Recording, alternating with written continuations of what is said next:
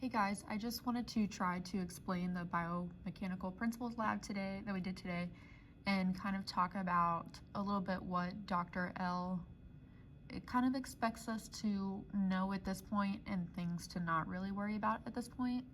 Talk to him a bit after class to get a better idea about it. I want to start talking about moment arm, the center of mass, point or line of application, application mass, and angle of application. Before I go into the lab stuff for today, I wanted to go back and look at this picture of the woman kind of like squatting earlier. We know this red line right here we talked about is the basically center of gravity. But then these two lines, what they're coming out to is the hip joint and the knee joint. And when we're talking about the moment arm, we're comparing it to a certain point. So usually it's whatever joint that we're going to be talking about. So today, let me pick a different color. Today we talked about the hip joint, which will be there, and the knee joint. And we're going to be talking about it in relation to the center of gravity. Basically, the moment arm is essentially just the distance between that joint that you're looking at and your center of gravity. So this is the moment arm for the hip joint. And this is the moment arm for the knee joint. Moment arm for hip joint, moment arm for knee joint. What we can say about this picture and what it's demonstrating is how we can relate the hip joint to the knee joint when talking about the center of gravity. So we could say, like what we talked about when we mentioned torque earlier.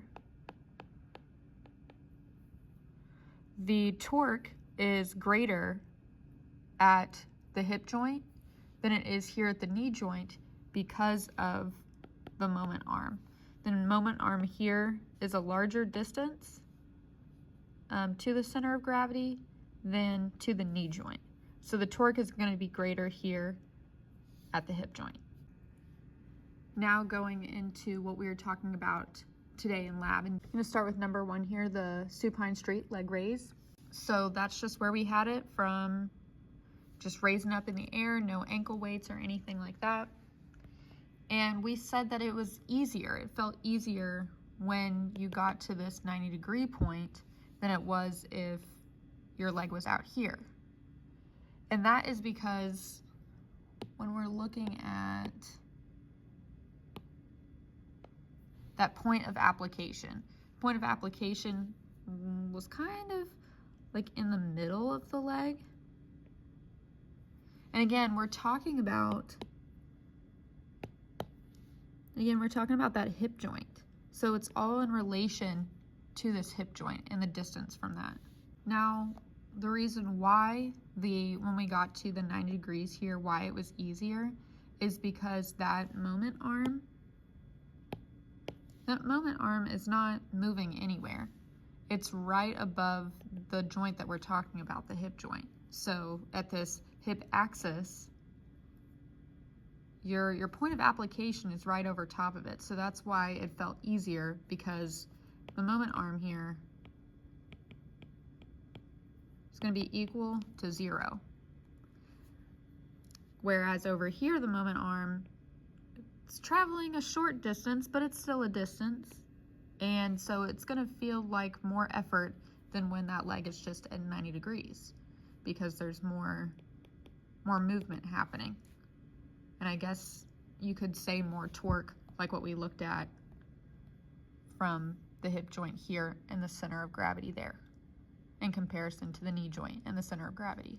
Also, while we're here, these points of application, at least for this purpose in time, the points of application is basically the center of mass. So those two terms can be pretty synonymous at this point. Okay, so I drew the ankle weights on our guy here. And again, this blue dot is going to be our hip joint, our hip axis. But when we're thinking about the points of application here, it's not going to be over here where it was on here, because now we have this other point of application, this other force on there. So instead of just thinking about these ankle weights as more gravity, you need to think about it as an additional point of application. Because like what we said over here, how this moment arm is 0 because it's right over top of the hip axis, the points of application are two different points that can be summed together. So because this is additional weight, it's not going to be here anymore. Instead, it'll just be moved. It'll be moved, let's say, slightly down, maybe like right here, right above this ankle weight. But now, you know, we can say that this moment arm is, I'm not sure if this one would still be 0 or not. I would assume it's still 0 because that axis is right over top of, that point of application is right over top of our hip axis. So I feel like it can be assumed that moment arm is 0. But over here, this distance from our point of application, it's farther, because the ankle weight moved our point of application from here and moved it down a little bit more. So when we sum those application points together, it caused our moment arm to move and caused a greater distance between our point of application and our hip axis. And another thing to note is that the direction does not change other than us moving a little bit down, but that the direction of our point of application is still pointing down because it's following the same it's following the same pattern of your leg. It's going the same movements. The direction is still the same, but what's changing here is slightly the point of application, and mainly what's changing is that magnitude. And that can be demonstrated in a graph or in a figure like this by doing either a longer line, kind of like a longer line like what I have here, or doing a thicker line. And again, just like at this side over here where the moment arm is 0, and that's why it's easier when we got to 90 degrees, it's going to be the same thing over here. When we got up to the 90 degrees, even with that ankle weight on, the 90 degrees still felt a lot easier than when our leg was out here. Now, what if we move those ankle weights closer to that hip axis? So let's go ahead and mark the hip axis again, just so we know where it's at.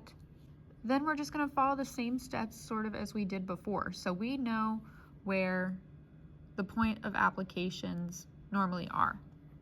And again, the ankle weight, it's another point of application. So we're just kind of summing them together. So it's not going to be exactly in the middle like where it was before. Again, it might move slightly up. And instead of our moment arm increasing like it did here, that moment arm got smaller, meaning that the torque isn't as great. Okay, now for number 3, where it talks about the TheraBand as resistance, this is where things get a little bit more complicated, because earlier I was actually really confused because I thought that I was viewing it as the patient holding the TheraBand, and so I was really confused on how that would correlate, because then we were no longer isolating that hip joint and talking about that hip joint because we were getting the arms involved. So actually, that is not how we wanted the TheraBand to be. Instead, we're picturing it as somebody else holding the TheraBand for this patient. So we're doing it on the foot, angling it down, holding it down, over there. So you can already tell that there's sort of an angle that's coming along with them. Really, when we think about number 3A, does it become harder or easier when we get to the 90 degrees? And the answer to that is it kind of depends. So we still have our axis here, our hip axis, but basically all Dr. L was kind of wanting us to understand at this point in time is that it really depends on whether or not, or where these points of application are being held, because they're no longer, like with number 1 and number 2 here, the angles are straight down. But when you have the TheraBands, you know, maybe they could be straight down, but we really don't know. And then they'll be moving potentially while somebody is moving their leg to 90 degrees. So we need to think about, basically he just wanted us to know that we need to remember to later consider the line of application and the angle of application. So again, when really looking at number 3, we don't know what the direction or the magnitude that the TheraBands are going in to be able to say where the points of application move to. Maybe that's something in the chapters of our book that would explain that part, but Dr. L was saying, like, this is getting a little bit more complicated. So just understanding these two things for right now, that it does change things. You don't necessarily need to know right now how those things are changed. Just know that they do change. Also, he told me that for the Principles Lab document, this is just something that is going to help you. So if you work through it, it's just going to be trying to explain it to yourself, and that this won't be something that's like turned in for a grade. But anyways, hope this helped.